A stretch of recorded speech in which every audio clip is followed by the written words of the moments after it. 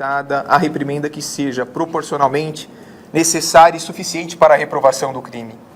Pode o juiz, atrelado a regras de majoração da pena, aumentá-la até o montante que considerar correto, tendo em vista circunstâncias peculiares de cada caso, desde que o faça fundamentadamente e dentro dos limites legais. É imprescindível que o magistrado liberte-se do fetichismo da pena mínima, notadamente para ajustar o quanto da sanção e a sua modalidade, no que entende ser necessário e suficiente a satisfazer a medida da justa reprovação, de acordo com os antecedentes, a conduta social, personalidade, bem como tendo em vista os motivos, circunstâncias e consequências do ato. Vai beber um pouco de água, por favor. Passo a dosar a pena. A culpabilidade está comprovada e afere-se gravíssima. A censurabilidade da conduta do acusado é acentuada e altamente reprovável, uma vez que, além de ser advogado, é policial militar reformado, sendo de todo exigível que se comportasse de maneira diversa. Maior de 18 anos e mentalmente apto, o réu sabia ou deveria saber da ilicitude de sua conduta. Com efeito, demonstrou absoluta insensibilidade para com a vida humana, valorando-a para menos que seu prazer possessivo totalmente descabido. A conduta desprezível arquitetada pelo agente é que surge altamente repugnante e supera os limites do tolerável. Mais 1 ano.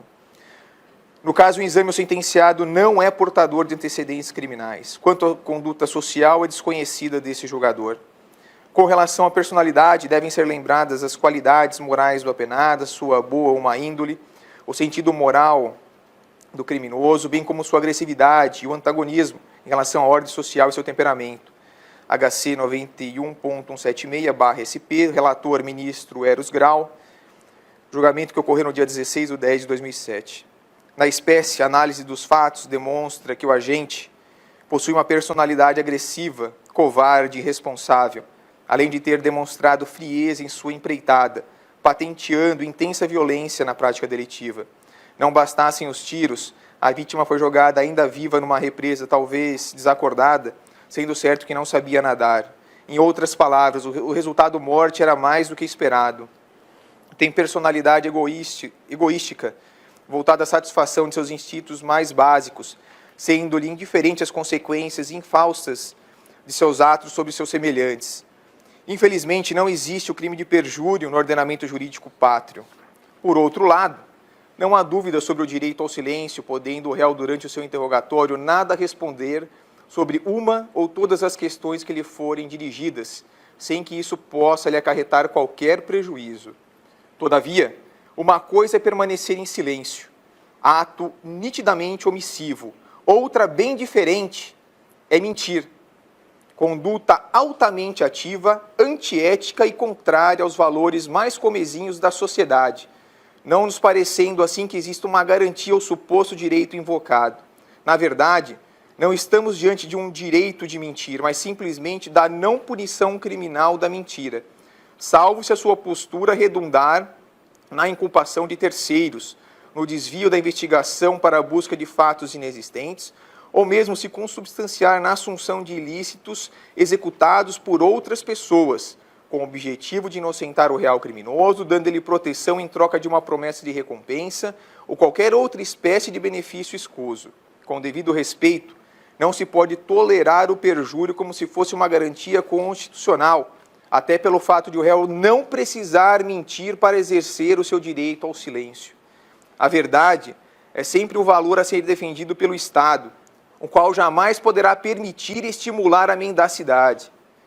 Esclarecendo, caso silencie, nada lhe acarretará, logo não precisa mentir.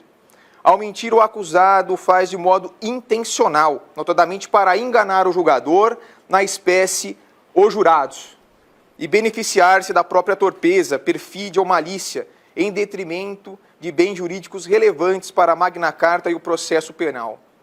Se o réu não está obrigado a falar, está cristalino que não precisa mentir. Como ensina Andrei Borges de Mendonça, Prisão e Outras Medidas Cautelares Pessoais, 2011, método, página 194, parece-nos assim que se o juiz constatar que o réu mentiu, poderá considerar tal circunstância no momento da pena. Não é que se esteja estimulando a confessar, até porque para isso já há uma circunstância atenuante genérica, mas apenas negando que ao juiz e ao Poder Judiciário possa se admitir que o réu venha em juízo e perante um agente do Estado possa mentir livremente, como se isso fosse algo normal e aceitável, como se entende atualmente. Ora, como a mentira tem por escopo iludir os jurados, ludibriar o ex-adverso, enganar a coletividade e provocar um erro judiciário, tal circunstância negativa sobre a personalidade do acusado será sopesada pelo juiz-presidente na fixação da pena, nos termos do artigo 59 do Código Penal. A mentira jamais poderá ser interpretada como direito íncito, mas como subterfúgio repudiável ao exercício da atividade investigativa e judicante. Parafraseando Pedro Reis, Dever de Verdade, Direito de Mentira, História do Pensamento Jurídico, revista da Faculdade de Direito da Universidade de Lisboa, Coimbra Editora, páginas 457 e 462, respectivamente, é de ter-se sempre em conta que onde o silêncio for útil, não se justifica a mentira, pelo que do direito de calar não decorre um direito de falsear uma declaração. Para Antônio Pedro Barbas Homem, O que é Direito, Lisboa, Princípio Editora, Reimpressão 2007, página 66, a verdade brilha e guia a nossa liberdade e a nossa vontade, ao passo que a mentira, ao contrário, conduz à escuridão e ao vazio. Não se exige o heroísmo do acusado de dizer a verdade autoincriminadora, ou seja, o comportamento de dizer a verdade não é imposto, mas isso não quer dizer que exista o direito de mentir.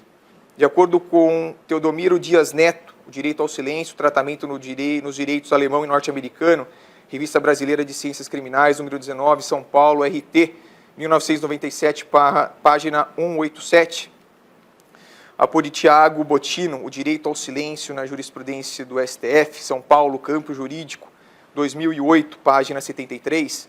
A jurisprudência alemã tem, contrariamente da doutrina, assumido posição diversa no que se refere à pena ao interpretar a mentira como indício de personalidade do acusado. Diga-se, por fim, que ao lado dos direitos fundamentais existe uma segunda dimensão, representada pelos deveres fundamentais, isto é, o dever do homem de respeitar determinados valores relevantes para a vida em comunidade, de tal modo que os direitos devem ser os canais institucionais que permitam a realização dos deveres. Em relação à personalidade, aumentei a pena em mais 2 anos.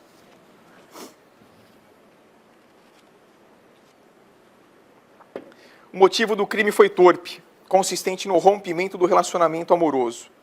Muitos crimes são cometidos em nome do amor, mas que tipo de amor é esse que se transforma em obsessão? Pois o que se quer, no fundo, é subjugar a pessoa no que diz amar. O amor é a palavra usada como desculpa para se cometer atrocidades com a pessoa amada.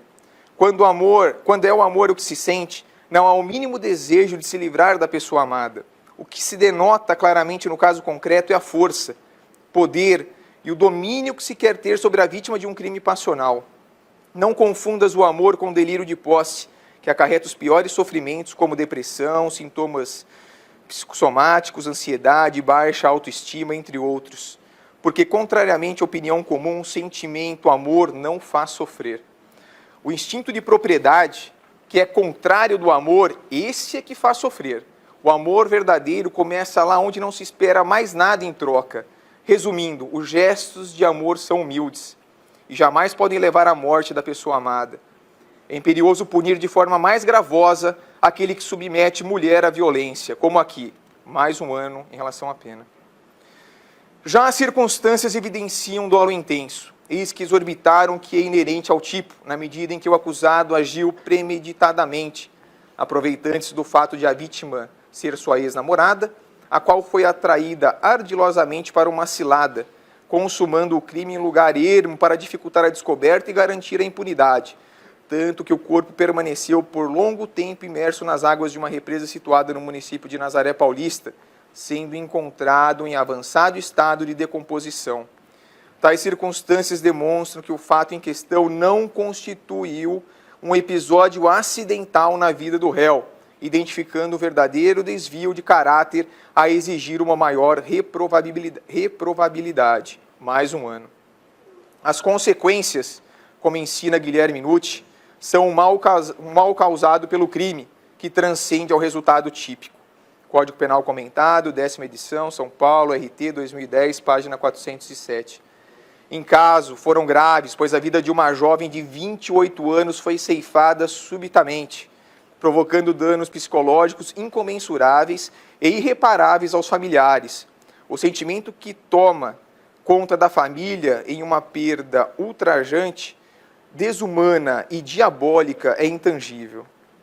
A saudade inextinguível os acompanhará enquanto viverem. Nesse mesmo contexto, também deve ser levada em conta a comoção social, o sentimento de revolta e agressão à sociedade ordeira. A repercussão social ultrapassou as fronteiras deste município, mercê da divulgação e da crítica jornalística salutar. A insurgência da sociedade, que não se cansa de implorar pela paz, também foi marcante no episódio dos autos. A violência que encampa todos os níveis da sociedade brasileira já sensibilizou os nossos legisladores, que os levou a elaborar um regramento procedimental mais célere e rígido, inclusive quanto aos prazos processuais. Realmente, já não era sem tempo. Mas, em minha modesta opinião, ainda há espaço para novos avanços. Mais um ano. Em relação ao comportamento da vítima, de nenhum modo contribuiu para a ocorrência do fato criminoso. Mais um ano. Por fim, esclareço que, tendo em conta que o Conselho de Sentença acolheu as 3 qualificadoras admitidas na pronúncia, o meio cruel será utilizado para qualificar o crime. A fim de evitar um bis in idem, a torpeza sendo o móvel da ação criminosa e já sendo considerada em momento anterior, deixará de ser sopesada. A dissimulação reconhecida pelo jurado será analisada na próxima etapa da dosimetria da pena, notadamente como circunstância agravante à luz do disposto no artigo 61, inciso 2º, a linha C do Código Penal. Cito diversos julgados para tal finalidade.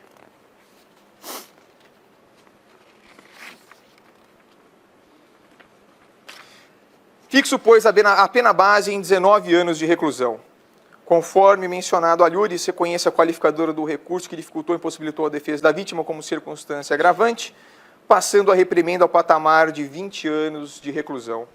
Sanção que torna definitiva a míngua de outros elementos que justifiquem qualquer alteração. O regime de rigor deverá ser o fechado para o início do cumprimento da reprimenda, nos termos da Lei 11.464/2007. Ademais, a quantidade da pena superior a 8 anos de prisão, por si só, obriga a fixação do regime prisional mais severo. Por força do parágrafo 2º do artigo 387 do CPP, com a nova redação dada pela Lei 12.736/12, deverá o juiz da esfera de conhecimento, após fixar a pena definitiva e o regime inaugural de cumprimento da expiação, dedicar um novo capítulo na sentença condenatória para análise de eventual progressão de regime. Entre mentes, o desconto imposto pela novel legislação deve ser ponderado à luz das regras esculpidas na Lei de Execução Penal e não como mero cálculo aritmético isolado, sob pena de permitir ao condenado uma progressão de regime imprópria, ou seja, com lapsos temporais reduzidos e desconhecimento completo de seu mérito pessoal, em total arrepio às regras existentes, as quais, diga-se de passagem, não foram revogadas. Em outras palavras, o período de detração para fins de progressão de regime prisional já na fase de conhecimento, além de corresponder às frações de 1/6 crimes comuns, ou 2/5 ou 3/5 crimes hediondos, primários ou reincidentes, não tem o condão de desautorizar o juiz na aferição do mérito do sentenciado, que será verificado pelo atestado de comportamento carcerário, em alguns casos de parecer criminológico, notadamente quando houver necessidade de um exame mais acurado sobre o progresso de ressocialização. Cumpre registrar que a inovação legislativa institui uma interação entre as jurisdições penais de conhecimento e executiva, propiciando ao magistrado da primeira etapa de cognição o reconhecimento de eventual progressão de regime prisional, desde que presentes os requisitos objetivos e subjetivos previstos na lei de regência. Pensar de forma diversa é fornecer um tratamento não isonômico a pessoas em situação jurídica semelhante, vaticinando inclusive a sua inconstitucionalidade. No caso, não há como aplicar o artigo 387, parágrafo 2º do Código de Processo Penal, notadamente pela ausência de requisito objetivo. Em face do direito adquirido, como a condenação criminal que ainda não transitou em julgado, ocorreu em data posterior à consumação do ato jurídico perfeito, o resguardo dos proventos decorrentes de sua aposentadoria é medida de rigor. Tendo em vista que o réu respondeu ao processo preso por força de prisão preventiva, não teria sentido que só após a condenação viesse a ser solto, sobretudo quando subsistem os motivos da custódia cautelar, inteligência do artigo 492, inciso 1º, a linha E do Código de Processo Penal. crime gravíssimo em que a periculosidade do agente está íncita em sua conduta, autorizando a manutenção no cárcere para resguardar a ordem pública e garantir a aplicação da lei penal. Transitada em julgado esta sentença, lance seu nome do réu no rol dos culpados. Em seguida, providencia a serventia a expedição de guia ao juízo das execuções criminais para cumprimento da pena imposta, arquivando-se os autos observadas cautelas de estilo. Não havendo pedido da parte representante legal da vítima, incabível a condenação e indenização mínima, CPP, artigo 387-4, pois, do contrário, ocorrerá um julgamento extra petita. Condena o réu ao pagamento de 100 UFESPs, inteligência do artigo 4º, parágrafo 9º, a linha A da Lei 11.608/03, lida presente sentença em plenário, dá-se publicado e intimadas as partes, registre-se, comunique-se, Guarulhos, 15 de março de 2013, às 17h35, 14 de março de 2013, às 17h35, Leandro Jorge Bittencourt Cano, juiz-presidente. Doutor promotor, tem algum requerimento a fazer? Nenhum, excelência. Assistente, algum requerimento? Nenhum, excelência. Defensores, algum requerimento? Agradeço as palavras que foram dirigidas pelo nobre representante do Ministério Público, o ilustre assistente, os ínclitos defensores. Agradeço a Deus pela ter me dado sabedoria para conduzir essa causa.